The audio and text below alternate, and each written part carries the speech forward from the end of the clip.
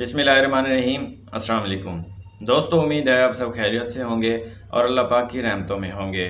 Saudi नायब वज़ीर हज व उम्रा डॉक्टर अब्दुल फ़ताह अल मशात ने इस साल आज़मीन हज से मुतल्लिक़ शराइत का ऐलान करते हुए कहा है कि इस साल हज के आज़मीन की अहम तरीन शर्त वैक्सीन है। उम्मीदवार वैक्सीन की दोनों खुराकें ले चुका हो या कोई एक खुराक ली हो या कोरोना वायरस में मुब्तला होने के बाद सेहतयाब हो चुका हो, ये इस साल हज के आज़मीन की बुनियादी शर्त होगी। सऊदी वजारत हज व उम्रा के नए वज़ीर डॉक्टर अब्दुल फ़ताह अल मशात ने कहा कि हज का तरीक़ाकार जामे होगा। इसके तहत किसी ख़ास मुल्क या किसी इदारे की निशानदही नहीं की जाएगी।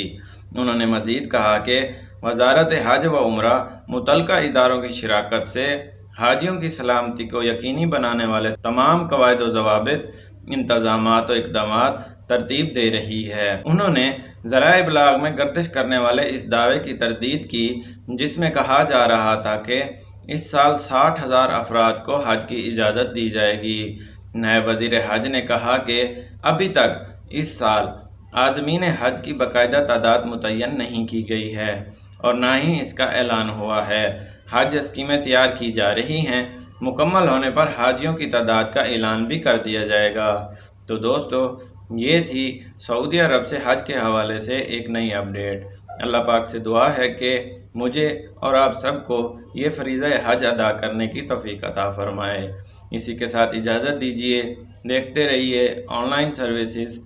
Thanks for watching.